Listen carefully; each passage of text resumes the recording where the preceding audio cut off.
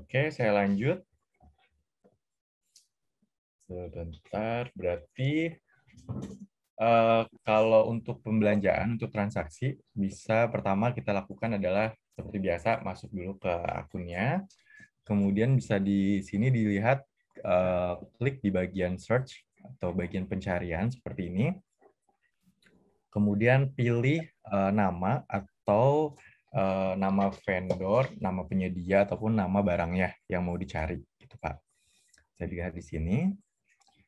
Kemudian, nah kalau misalkan sudah di search, nanti akan muncul seperti ini produk-produknya. Nah, tinggal pilih, klik salah satunya. Contohnya di sini ada mau pembelian nasi box ya. Kemudian diklik. Nah, di sini muncul seperti ini tampilannya. Di sini tampilannya langsung klik bagian yang tambah keranjang. Oke, bagian tambah keranjang, diklik, disesuaikan dengan jumlah yang mau dibeli juga. Di situ bisa ditambahkan. Kemudian diklik. Oke, di sini muncul lagi tahapannya, lihat keranjang dan lanjut belanja. Nah, kalau misalkan sudah selesai barang yang mau dipilih, bisa langsung lihat keranjang belanja, atau kalau misalkan masih mau mencari barang yang lain, itu bisa pilih lanjut belanja.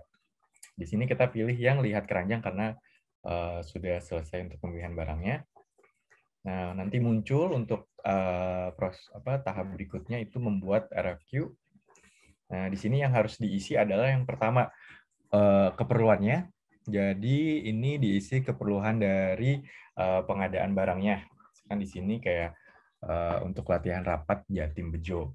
Seperti itu. Kemudian bisa dilanjut, diisi untuk nama penerimanya.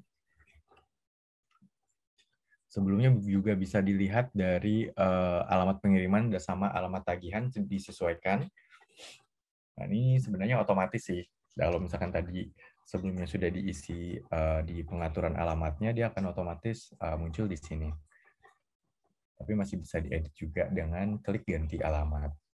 Kemudian isi nama penerimanya, PIC-nya, kemudian nomor teleponnya.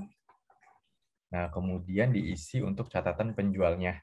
Di sini bisa mungkin minta free ongkir atau harga sudah termasuk pajak PPN, PPH, PPN, gitu. Nah, kemudian juga bisa kasih keterangan dikirim di tanggalnya, gitu, sesuai dengan kebutuhan yang akan dilakukan sih. Kemudian di sini bisa dilihat, bisa diisi untuk tipe pembayarannya. Tipe pembayarannya biasanya untuk pemerintah itu term of payment ya. Nah, klik untuk term of payment, kemudian di sini bisa diisi juga, diisi juga harinya. Ini sesuai dengan kesepakatan antara penjual dan pembeli, gitu, disesuaikan sih. Jadi bisa negosiasi untuk term of payment-nya. Kemudian next, lanjut. Ini bagian di bawahnya lagi. Di bawahnya lagi nanti muncul seperti ini. Nah, ini bisa dilihat, bisa dipilih antara atur keseluruhan atau atur satuan. Semuanya sama saja sih. Nah, kemudian di sini bisa dilihat nih atur pajak, jika memang ada pajak ataupun tidak ada pajak. Kemudian jika semuanya sudah sesuai, itu diklik membuat permintaan RFQ. Klik saja. Oke, ini untuk proses awalnya sudah selesai, hanya sampai di proses membuat permintaan RFQ. Nah, setelah RFQ sudah terbuat, nanti kita masuk ke bagian penyedia.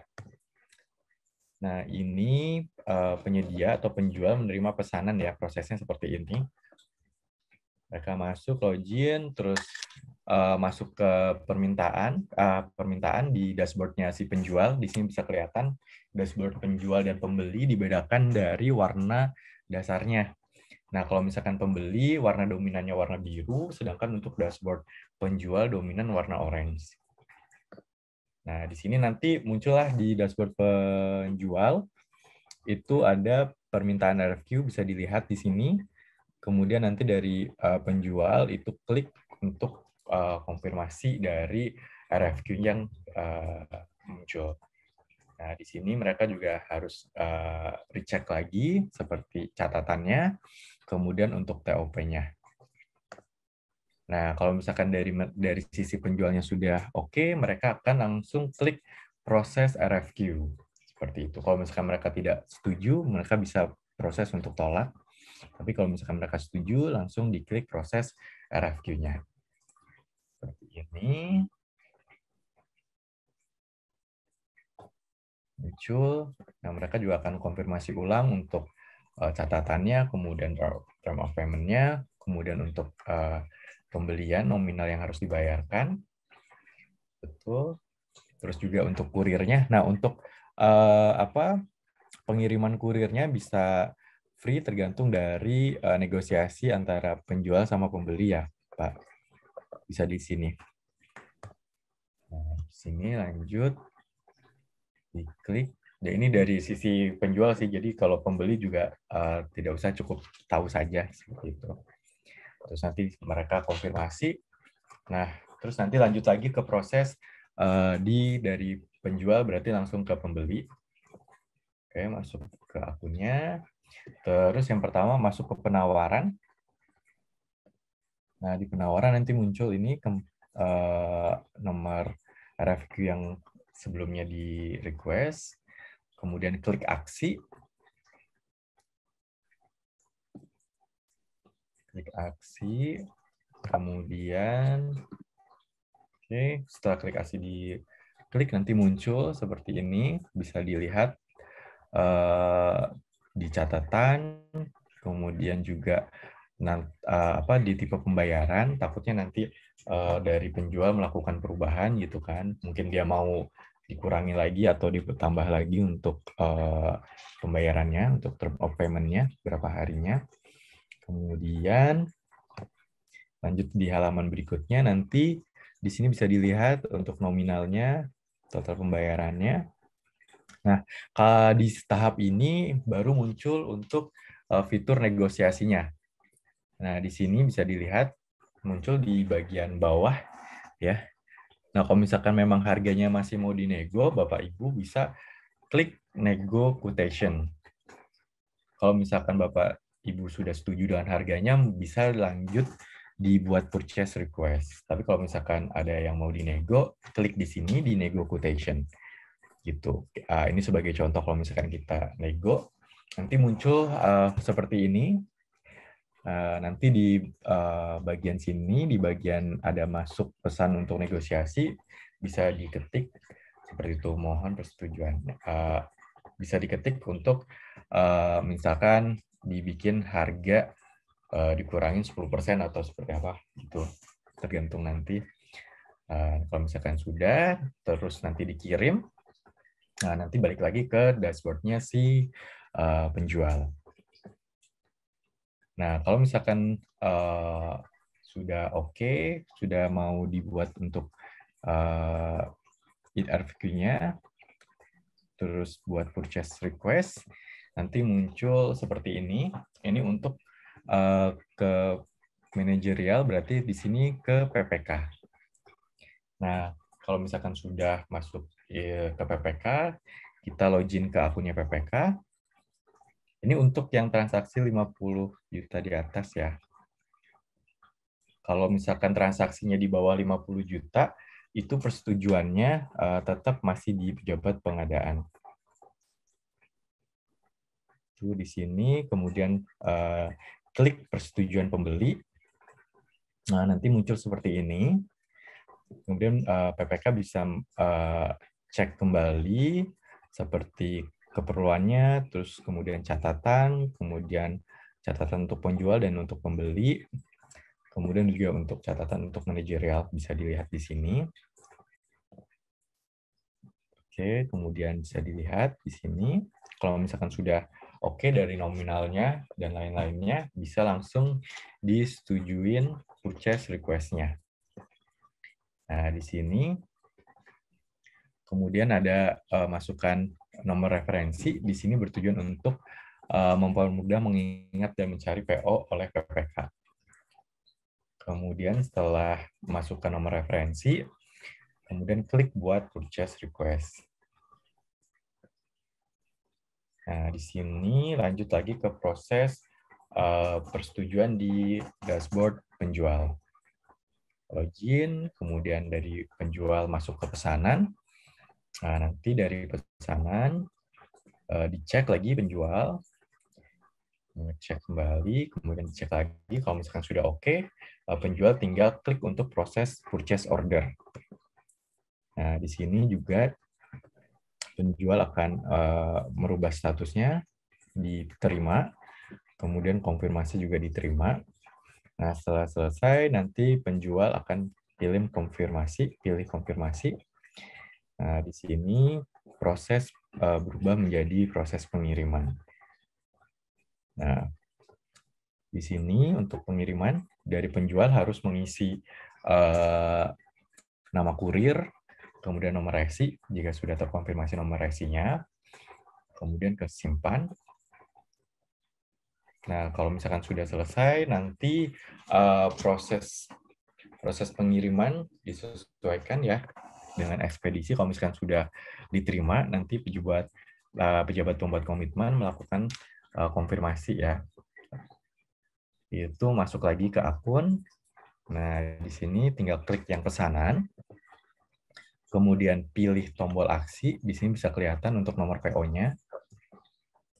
Nah, di sini pejabat pengadaan pilih terima pesanan. Kemudian kalau misalkan ada komplain barang, itu bisa klik yang terima pesanan dan ajukan komplain. Di sini masukkan nama, kalau misalkan ini sudah oke, dimasukkan tanggal terimanya sama nama penerimanya. Kemudian dari situ nanti proses apabila sudah proses pembayaran, nanti bendahara yang akan melakukan pengecekan tagihan. Masuk login lagi, kemudian di sini masuk ke pembayaran, ke tagihan, nanti masuk ke akun dulu, terus nanti ada pilihan tagihan, menu tagihan, diklik menu tagihan, nanti akan muncul seperti ini, tagihan, ada nomor tagihan, kemudian tanggal tagihan aktif, nomor purchase order atau nomor PO-nya, kemudian klik aksi untuk memilih metode pembayaran. Nah, di sini muncul seperti ini, tinggal diklik untuk metode pembayaran. Nah, di sini kalau misalkan sebenarnya kan kita ke depannya akan menggunakan virtual account, tapi untuk saat ini kita belum melakukan virtual account, jadi mungkin bisa dilakukan pembayaran melalui manual atau transfer, gitu, Pak. Oke, kalau misalkan ini kalau misalkan nanti kita untuk virtual account-nya sudah aktif ya, karena kita belum aktif, jadi pembayaran masih menggunakan transfer manual seperti biasa. Tuh nanti. Oke, seperti ini. Untuk pembayaran jika belum menggunakan virtual account ya, yang tadi saya sampaikan, itu lakukan pembayaran kepada penyedia sesuai sama rekening nomor rekening penjual. Kemudian untuk bukti bayarnya bisa dikirim ke customer service-nya MBIS Market, yaitu di help@mbismarket.co.id dengan menginformasikan 4 informasi. Yang pertama itu nomor PO-nya, kemudian nomor transaksi, nominal transaksi, kemudian nama produk, sama nama vendornya. Di email ke help@mbismarket.co.id. Seperti itu saja sih, Pak dan Ibu-Ibu sekalian. Terima kasih, Mas Faisal. Penjelasannya cukup clear. Mungkin ya, itu juga sudah ada ya. Nanti di-download, terus ada Aurik atau ada Mega nanti di-share ya di grup WA hasil download tadi itu. Selanjutnya mungkin ada beberapa teman-teman yang mungkin masih kurang jelas. Yang pertama ini Mas Faisal, mungkin ini saya tanya dulu. Boleh. Dengan tadi kan ada skema pembayaran top itu ya, term of payments itu.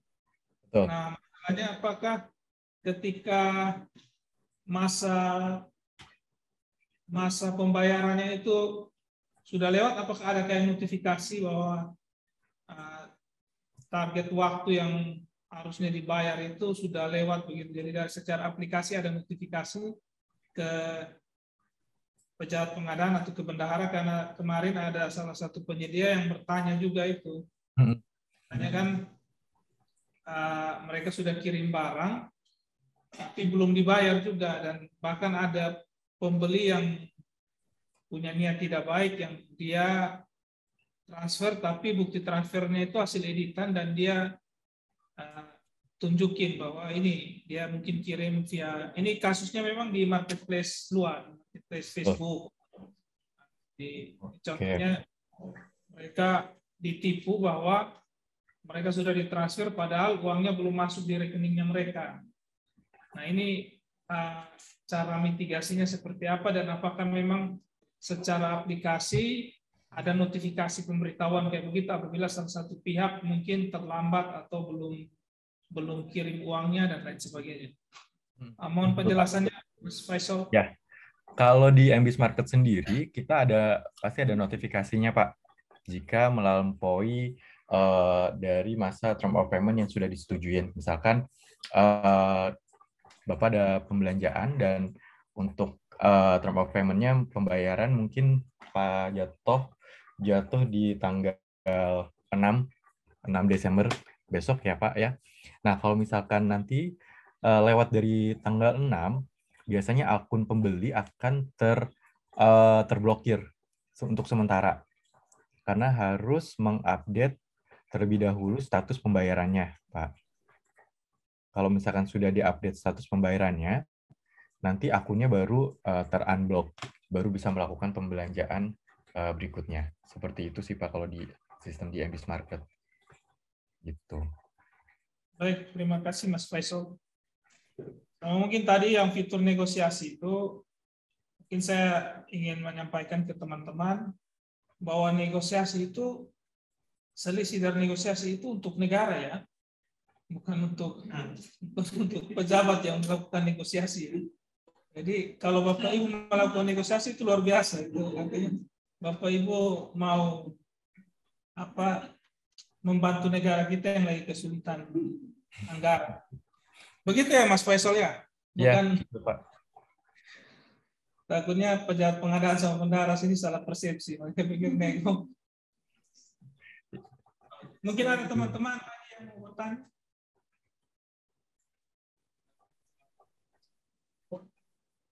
Om Abe ini kebetulan pakar nego nih, Om Abe. Bagaimana Om Abe?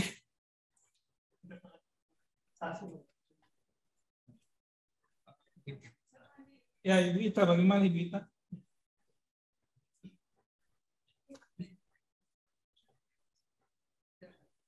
Oh, yang terkait, yang terblokir itu ya, bagaimana?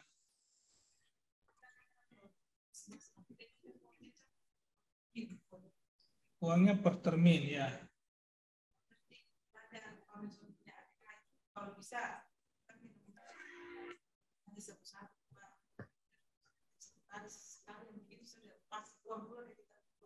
ya, sebaiknya memang minta maaf Mas Faisal, mungkin saya langsung jawab saja ini. Sebaiknya memang kita belinya pas mau beli baru kita eksekusi.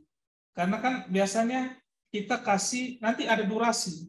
Saya memang tidak ini, tapi saya ikuti tadi penjelasannya Mas Faisal.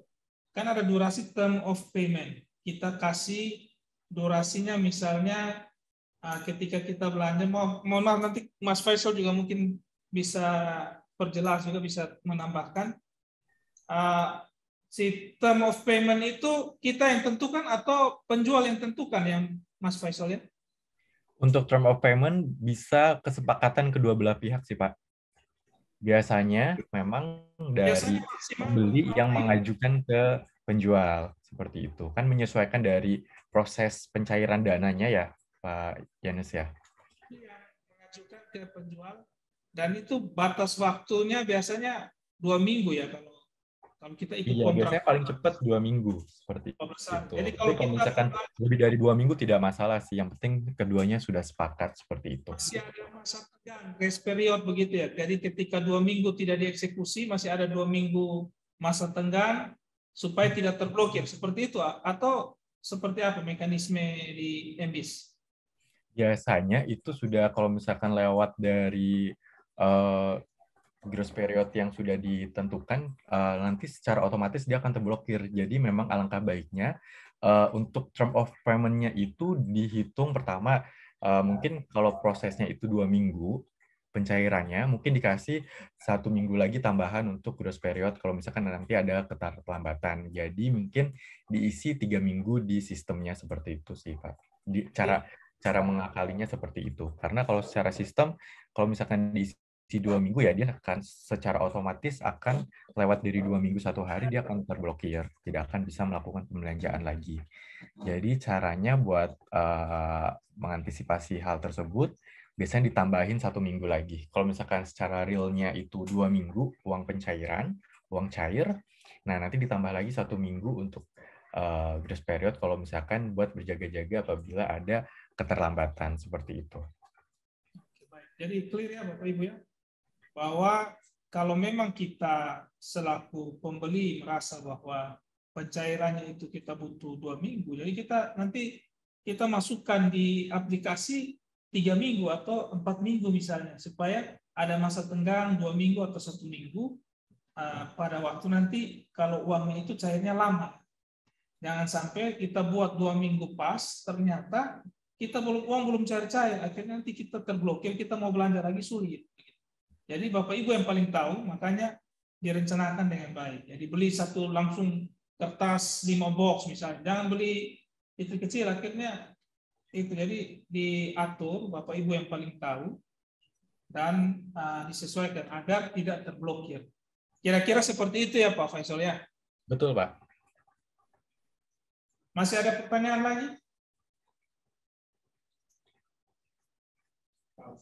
Adik-adik nanti yang ini, tolong dipisah ya presentasinya Pak Faisal yang terkait ini. Karena ini kemarin juga penyedia belum sempat nonton juga.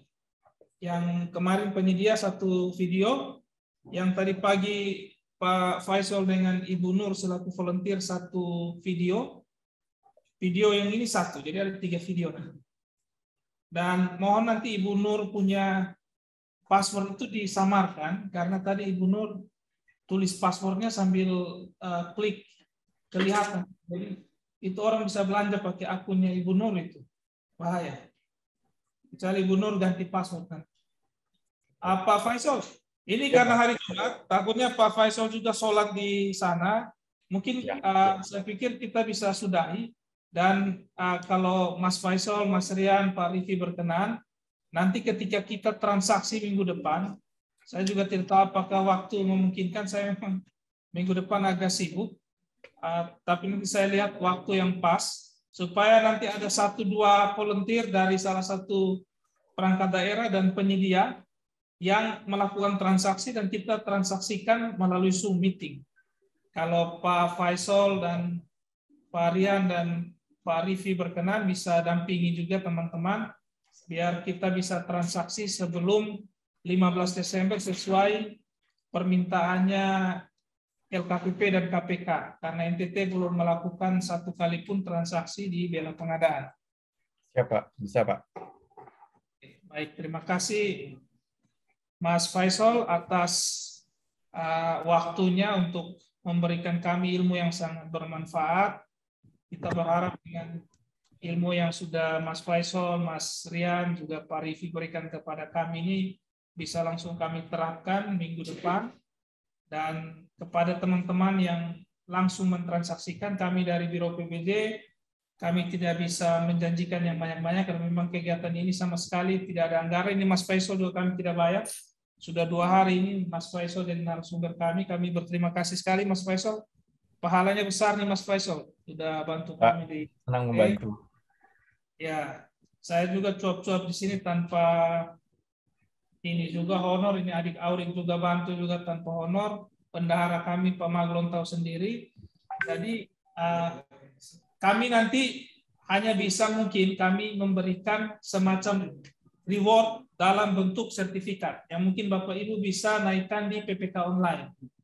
Bahwa Bapak Ibu telah melakukan belanja di aplikasi bela pengadaan. Nanti sertifikatnya kami buat.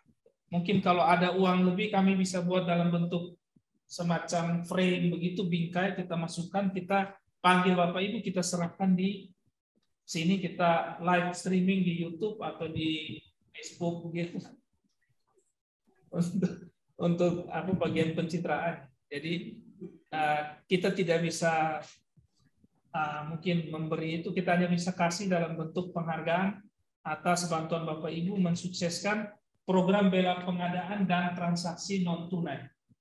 Jadi ini programnya pemerintah Provinsi NTT dan kita bagian dari Pemprov. Kami mohon bantuan Bapak Ibu untuk membantu suksesnya kegiatan atau program bela pengadaan NTT Berlari. Mungkin dari saya sekian, Pak Faisal, mungkin ada closing statement sebelum kita tutup. Ya, paling saya ucapkan terima kasih sudah mengundang kami MBIS Market. Saya mewakili Pak Rivi juga. Gitu. Nanti ke depannya mungkin kalau misalkan ada pertanyaan yang mau disampaikan, boleh hubungin nomor saya dan nomor Mas Rian. Tadi saya udah share di chat. Paling itu saja sih, Pak. Gitu. Semoga kita bisa menjadi lebih baik lagi sih, Pak. Seperti itu saja. Baik, Mas Faisal, terima kasih atas bantuannya, atas materinya. Mungkin dari kami sekian, terima kasih banyak Pak Faisal, Pak Rian, mungkin memang kita sudah sangat membantu, Mas Pak Rivi juga. Kami tutup kegiatan ini. Terima kasih banyak. Assalamualaikum warahmatullahi wabarakatuh.